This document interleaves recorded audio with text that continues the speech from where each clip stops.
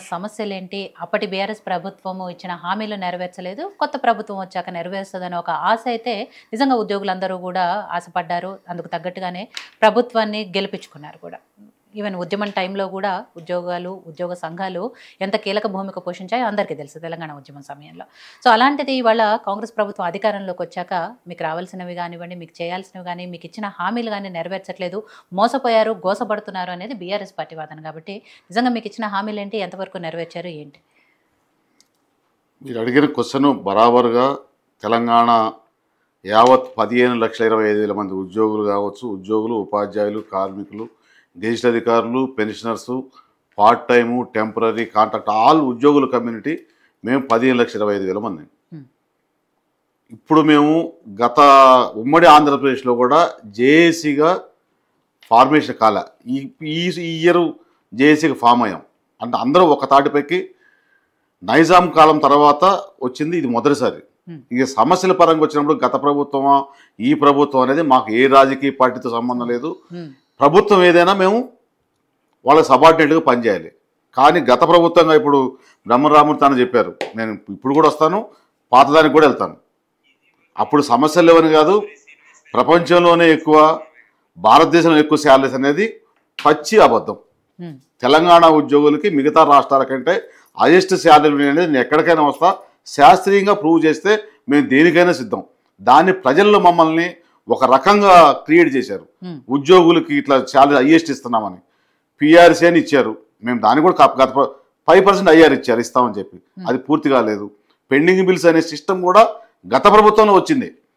IFMS, integrated financial management system అనే ఒక సిస్టాన్ని పట్టుకొచ్చి ట్రెజరీలో ఏది డిటిఓ ఆఫీస్లోనో, లోకల్ ఫండ్ ఆఫీస్లోనో, పిఏఓ ఆఫీస్లోనో బిల్లు చేస్తే గంటలో బ్యాంకుకు పోతే అమౌంట్ పడేది. కొత్త సిస్టమ్ పట్టుకొచ్చి దాన్ని డిటిఓ స్థాయి నుంచి రాష్ట్ర స్థాయికి, రాష్ట్ర స్థాయి నుంచి ఫైనాన్స్ మినిస్టరు, ప్రిన్సిపల్ సెక్రటరీ గారి స్థాయికి వచ్చి టోకెన్ సిస్టమ్ పట్టుకొచ్చింది గత ప్రభుత్వం. మాకు పార్టీలతో సంబంధం లేదు. ఇబ్బందులు మాకు అక్కడ స్టార్ట్ అయినాయి. దాంతోపాటుగా ఐఆర్ పోయినసారే మాకు ఆల్రెడీ పిఆర్సీలు ఇప్పటికీ 6.5, అన్ని ప్రభుత్వాలు కలిపి 6.5 పిఆర్సీలు అసలు 5% ఐఆర్ ఇచ్చారు. మేము ఐఆర్ అడగలేదు అసలు. సరే ఇచ్చారు, దానికి సంతోషమే. అది అప్పుడే డిక్లేర్ చేస్తే అయిపోయేది. దాంతోపాటు పెండింగ్ బిల్స్ అనేది 3,000 నుంచి 5,000 కోట్ల పెండింగ్ అప్పటి నుంచి ఆ సాంప్రదాయం క్రియేట్ అవుతూ వచ్చింది. దాంతోపాటుగా ఉద్యోగ సంఘాల అస్తిత్వం, అసలు పోరాటం తెలంగాణ ఉద్యమంలో తెలంగాణ ఏ పార్టీకైనా తెలంగాణ రావటంలో తెలంగాణ ఉద్యోగ సంఘాలే కీలక భూమి పోషించాయి. నాకు కూడా క్రిమినల్ కేసులే, జైలుకు పోయాను, లాఠీ దెబ్బలు తిన్నాను, రక్తాలు కార్చుకున్నాం. మాకు కూడా పార్టీ అండ్ పార్షలే, విద్యార్థులతో పాటు, ఉద్యమకారులతో పాటు, ప్రజా సంఘాలతో పాటు మా భాగం కూడా అందులో ఉంది. కానీ తెలంగాణ ప్రభుత్వం వచ్చిన తర్వాత మాలాంటి వాళ్ళు జైలుకు పోయాం, పరారాయం, తెలంగాణ వదిలిపెట్టి సస్పెండ్ అయ్యాం, క్రిమినల్ కేసులు ఎదుర్కొన్నాం, చాలా ఇబ్బంది పడ్డాం. ఉద్యోగ సంఘాల అస్తిత్వమే మాకు ఉనికి లేకుండా పోయింది, మా రికగ్నేషన్ పోయింది, మా జాయింట్ స్టాఫ్ కౌన్సిల్ లేదు. ఇవన్నీ ఇబ్బందులు పడ్డాం. కానీ అవన్నీ ఉన్నాయనే మేము మార్పు కోరుకొని మా ప్రభుత్వం తెచ్చుకున్నాం. అందులో డౌటే లేదు. సాల్వ్ అవుతా అనుకున్నాం. ఆర్థిక పరిస్థితి కొంత ఇబ్బందిగా ఉన్నదని చెప్పిన వల్ల వెయిట్ చేశాం. కానీ ఆర్థికేతర సమస్యలు ఉన్నాయి. మేము చెప్పిన 57తో పాటు 6 కీలకమైన డిమాండ్స్, వాటితో పాటు 213 డిపార్ట్మెంట్లకు ఇచ్చిన డిమాండ్స్ అన్నీ కూడా గౌరవ ముఖ్యమంత్రి గారికి ఇచ్చాం.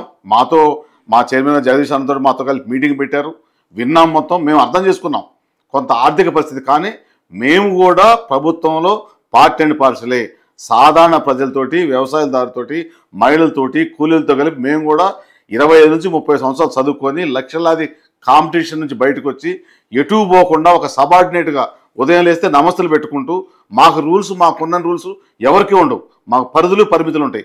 అన్నిటికీ తల ఒగ్గి పూర్తి స్థాయిలో 30 నుంచి 40 సంవత్సరాలు పనిచేసిన తర్వాత మా శాలరీ మేము అడుగుతున్నాం.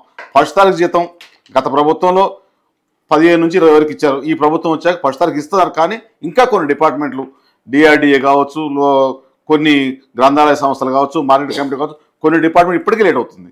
మేము అది కూడా మా చైర్మన్ గారు అయితే మేమైతే పోయి ముఖ్యమంత్రి గారికి చెబుతున్నాం, బట్టి గారికి చెబుతున్నాం, ప్రిన్సిపల్ సెక్రటరీ గారికి చెబుతున్నాం.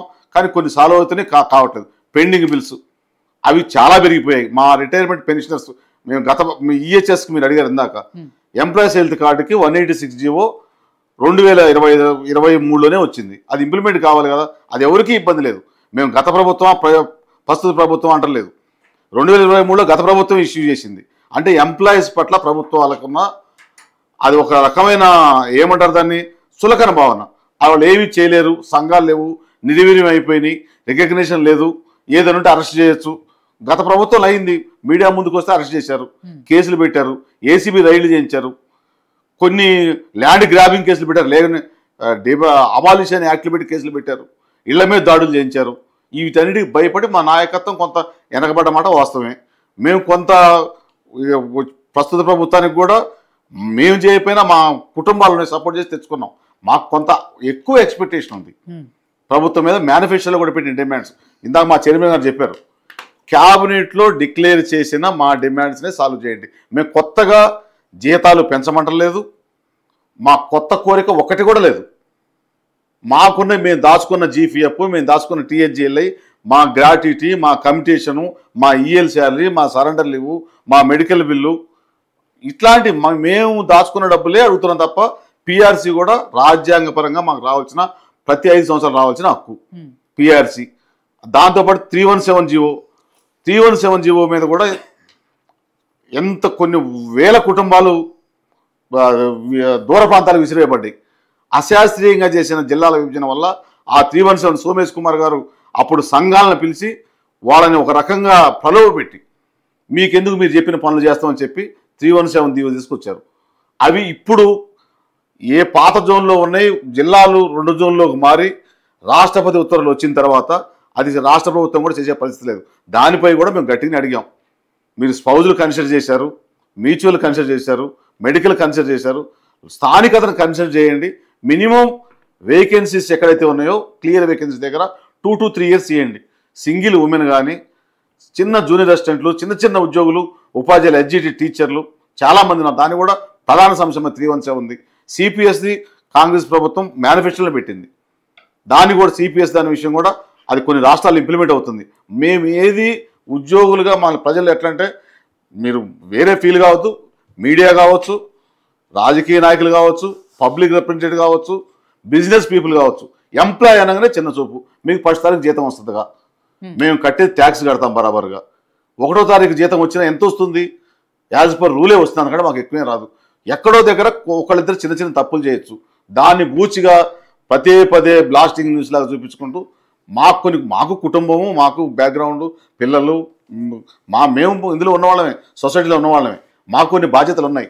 దానివల్ల కొంచెం ఇబ్బంది పడుతున్నాం. ముఖ్యంగా మా పెన్షనర్ సంఘాలు 3 లక్షల మంది పెన్షన్స్ ఉన్నాం. వర్కింగ్ పర్మనెంట్ ఎంప్లాయీ 3.5 లక్షలు. ఇక మిగతా సెక్టర్లు అంతా కలుపుకుంటే 15,20,000 మంది ఉన్నాం. చిన్న సంఖ్య ఏం కాదు, మాది పెద్ద సంఖ్య. మేము కూడా ప్రభుత్వాలను ఇబ్బంది పెట్టో, మాకు రాజకీయ పార్టీ సంబంధం లేదు. గత ప్రభుత్వం ఉద్యోగ సంఘాలకు పెద్దగా చెప్పారు, ఇంత ఒత్తాసు, మేము ఎవరికి ఒత్తాసు పలకం, మాతో మంచిగుంటే మేము మంచిగుంటాం, మాకు ఉద్యమాల గురించి ఎట్లా నేర్పాల్సిన అవసరం లేదు, మేము ఉద్యమాలు చేయడం నేర్పించాం. వాటితో పాటు హామీలు ఇవ్వకపోతే ఈ ప్రభుత్వానైనా గత 20 సంవత్సరాల నుంచి తెలంగాణ యాక్ట్ చేసిన తర్వాత కూడా జేఏసీ కూడా కార్యాచరణ ప్రకటించలేదు. మేము కార్యాచరణ ప్రకటించాం, ముఖ్యమంత్రి గారు పిలిచారు, మేము ఎవరికేం భయపడట్లేదు. మొన్న కూడా చెప్పాం, మా చైర్మన్ గారికి ఇమీడియట్గా 15వ తారీఖు లిఖితపూర్వకంగా చీఫ్ సెక్రటరీ గారికి లెటర్ ఇచ్చాం.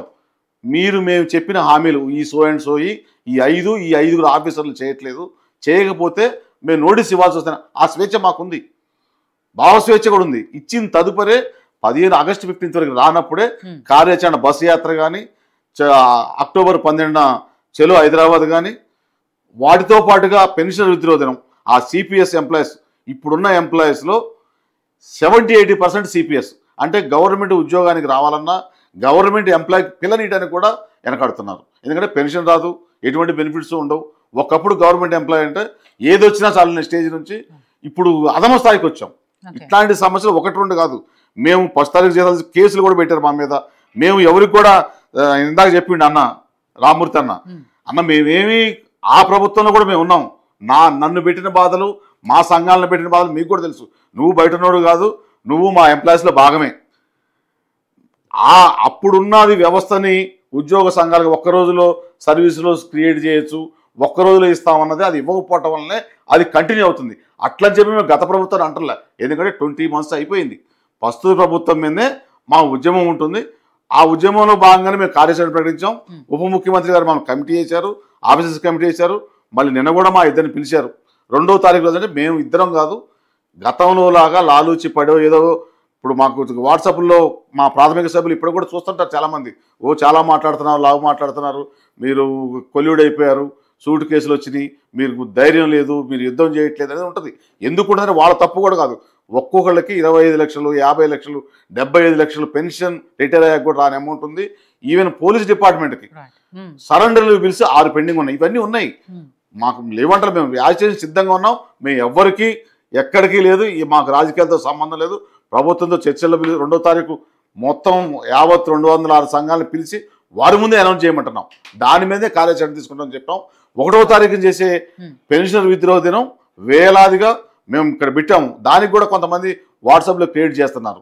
మేము ఏ రాజకీయ పార్టీకి అనుబంధం కాదు, మాకు ప్రభుత్వాన్ని దూరం పెంచే ఆలోచన చేయొద్దు. మేము ఆడ తెలుగు కళాతోరణంలో పెట్టుకుంది, లలిత కళాతోరణంలో పెట్టుకున్నాక అసెంబ్లీ ఉన్నందువల్ల దాన్ని ఆర్టీసీ కళ్యాణ మండపానికి అది దానికి ఆ జోన్ను చేయటానికి లేదు కాబట్టి ఆ ఏరియాలో మేము వేరే ఆర్టీసీ కళ్యాణ మండపం ఆ రోజు బరాబరుగా 1వ తారీఖు రోజు పెన్షన్ విద్రోహ దినం కండక్ట్ చేస్తాం వేలాదిగా.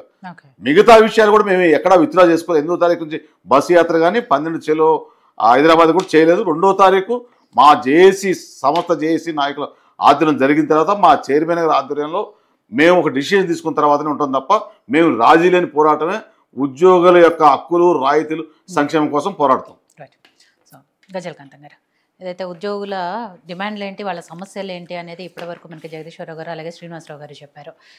ఏదైతే ఒకప్పుడు గవర్నమెంట్ ఎంప్లాయీ అయితే చాలు అనుకున్న దగ్గర నుంచి అసలు ఇప్పుడు గవర్నమెంట్ ఎంప్లాయీకి పిల్లనిచ్చే పరిస్థితుల స్థాయికి వచ్చాము అనేది వాళ్ళ ఆవేదన. సరే, అఫ్కోర్స్ ఏ ప్రభుత్వం ఉన్నా కూడా ఉద్యోగులకు సంబంధించి రకరకాల హామీలు ఇస్తూనే ఉంటుంది. కానీ తీరా అధికారంలోకి వచ్చిన తర్వాత వాటిని నెరవేర్చడంలో మాత్రం రకరకాల కారణాలు ఇంకే